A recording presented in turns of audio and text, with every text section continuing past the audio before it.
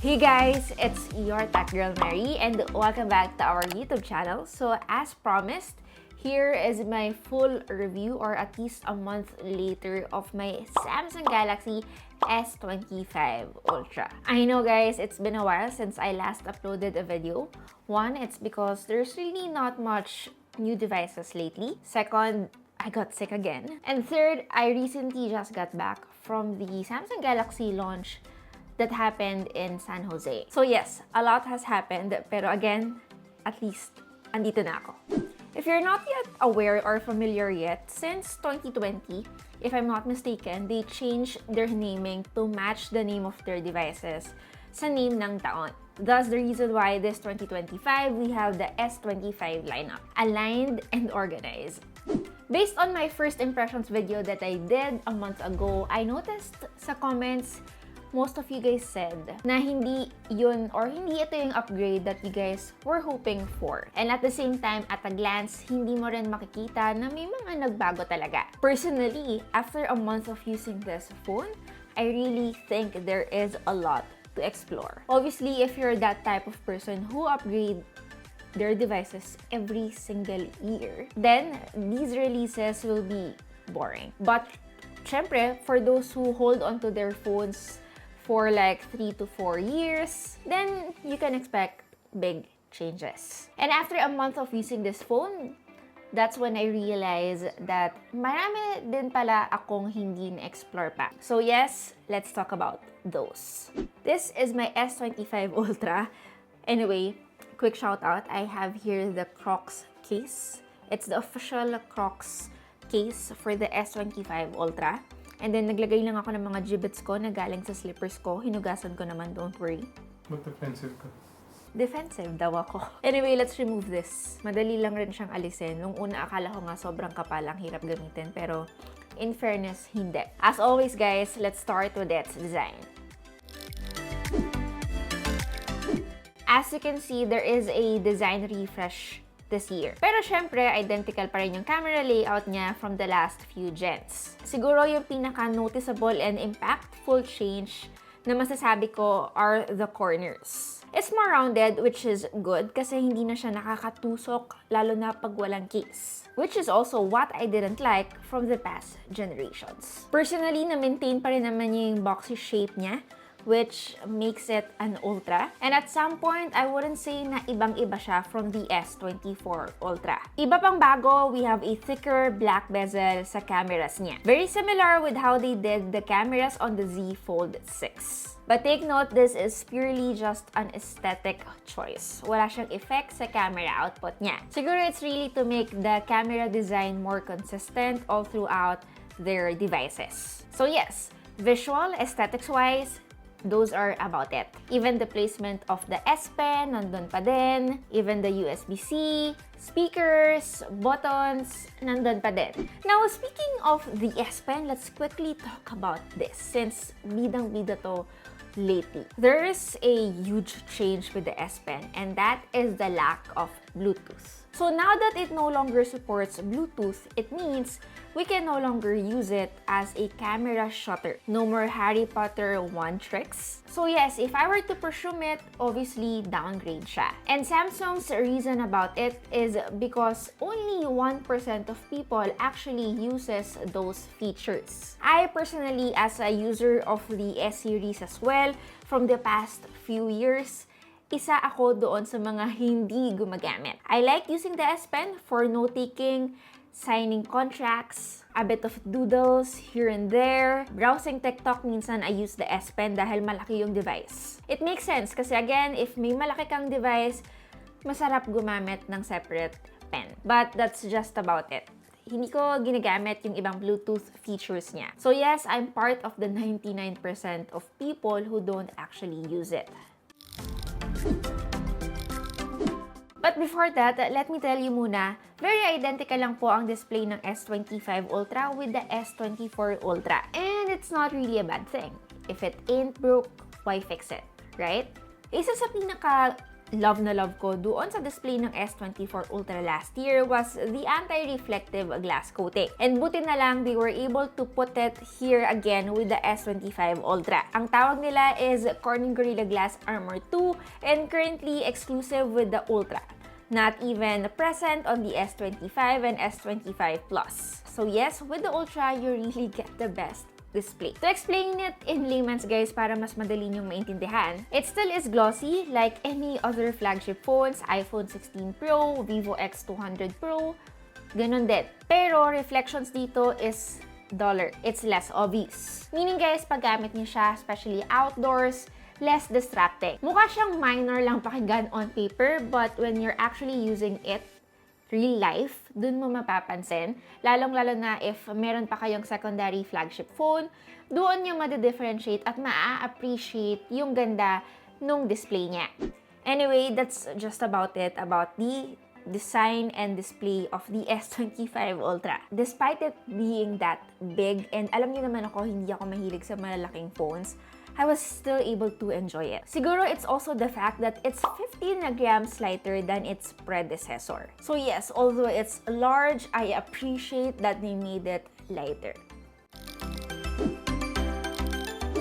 Now, cameras. Since this is a huge topic for this phone, ipangalawa na natin siya. Ito yung specs niya. 200 megapixels main camera, 50 megapixels with 5x telephoto lens, 10 megapixels with 3x optical lens, new 50 megapixels ultra-wide lens, and of course, let's not forget 12 megapixels front-facing camera. Hardware-wise, wala masyadong nagbago. 50 megapixels ultra-wide lang yung bago sa kanya. The rest are just software and new AI camera features. Ang dami kong sample shots, guys, from other countries, mapa San Francisco man yan or Japan. We also did a bit of comparison, especially with this phone and the iPhone 16 Pro Max. If you're curious on how they compare, here are a few photos we took.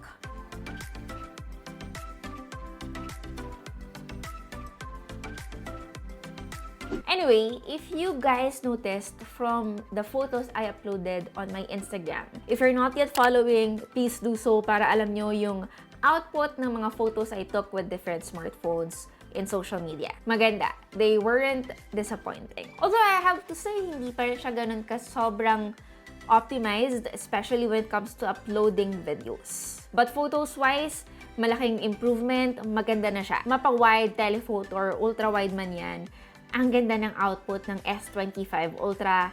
It did not disappoint. But I have to say, this is always naman the case with Samsung devices. Medyo oversaturated lang yung output ng ibang photos. Like, halimbawa na lang yung blue sky, medyo mas blue lang siya than usual. Green leaves, medyo mas deep yung pagka-green niya. Yung dalawang kulay lang naman na yun yung madalas na overly saturated minsan. Personally, I didn't mind. It means less editing on my part. But for those who loves photography and still loves a bit of room in terms of editing, then this may bother you. Personally, I was really impressed with the improved 50 megapixels ultra-wide lens. Lalong-lalo na guys in low light. Again, higher megapixels meaning you get to capture more light.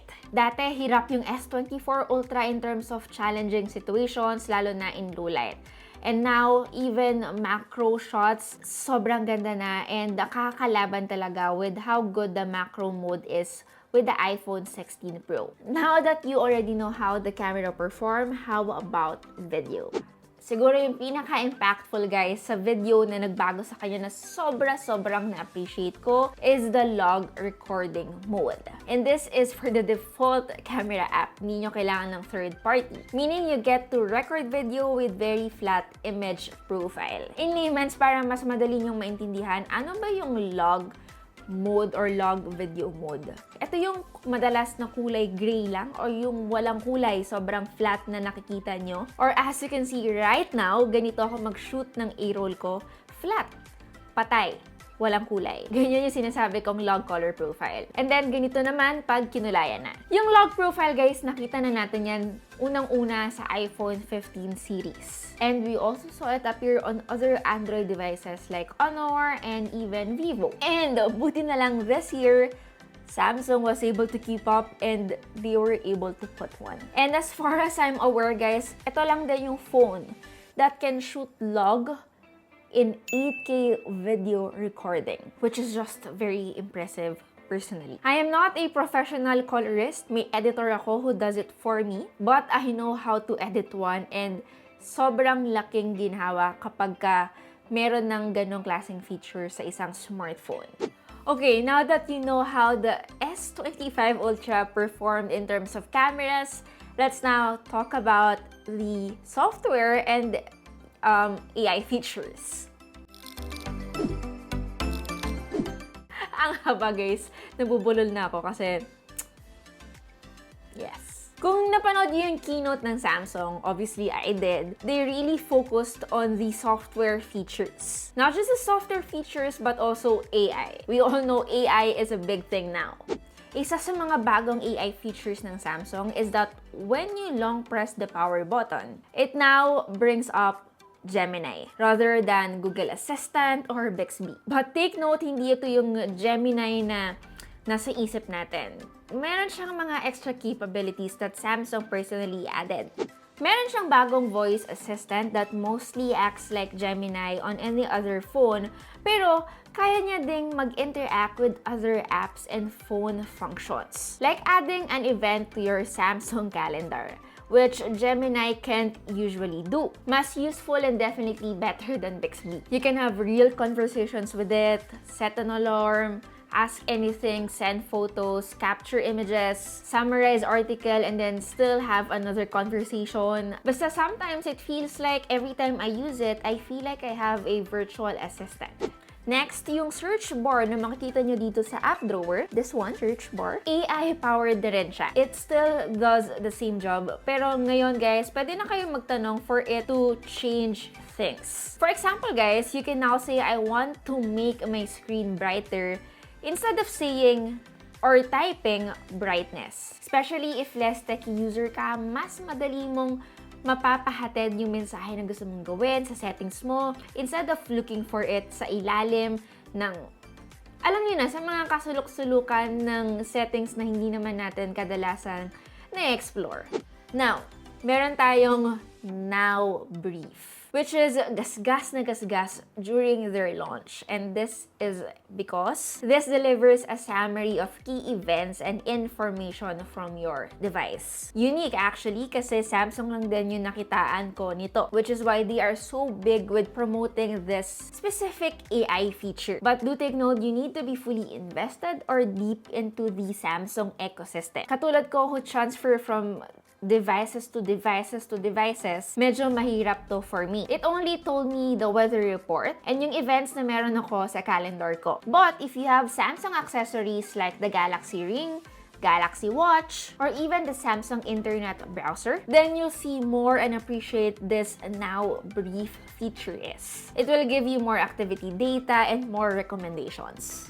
Okay, last na to when it comes to AI. Actually, marami silang nilagay but I cannot talk all about it dito sa video natin. If you want a separate video about the UI and all the AI things they did, let me know. Anyway, yung bago nilang in-add sa Samsung is the AI audio eraser, which is very similar on how Apple did it to their iPhone 16 series. Even the latest Pixel phones may ganito ring feature. Meaning guys, pwede na kayo mag-take ng video clip kahit na you took it on a very noisy environment. Pwede nyong gawing mas malinis yung boses nyo. Again, hindi siya bagong technology, but it's a clever tech.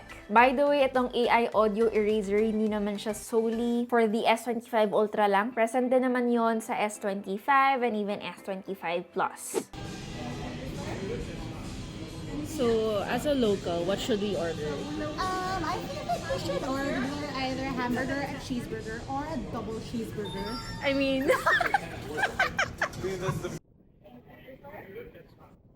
So, as a local, what should we order?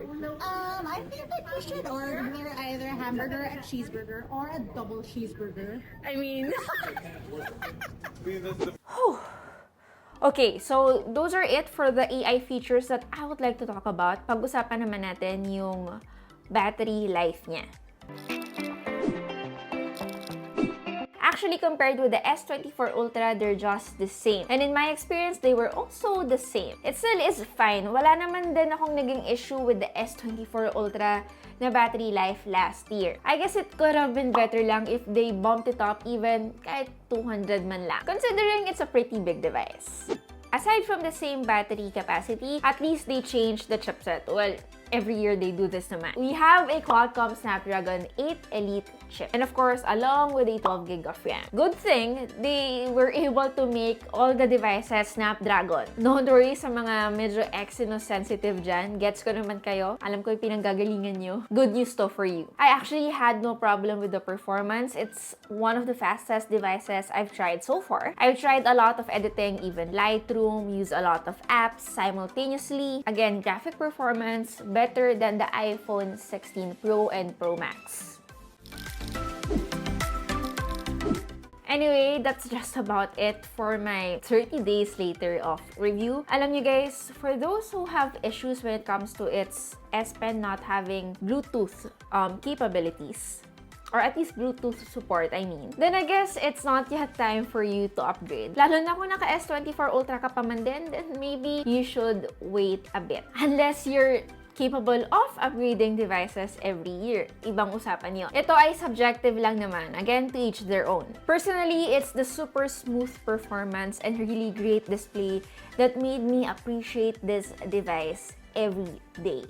Anyway, that's it guys. I know it's a long video, but again, we have chapters. You can choose which part of this video of mine you want to focus on. Again, it's your Tech Girl Mary, and see you on our next video. Bye!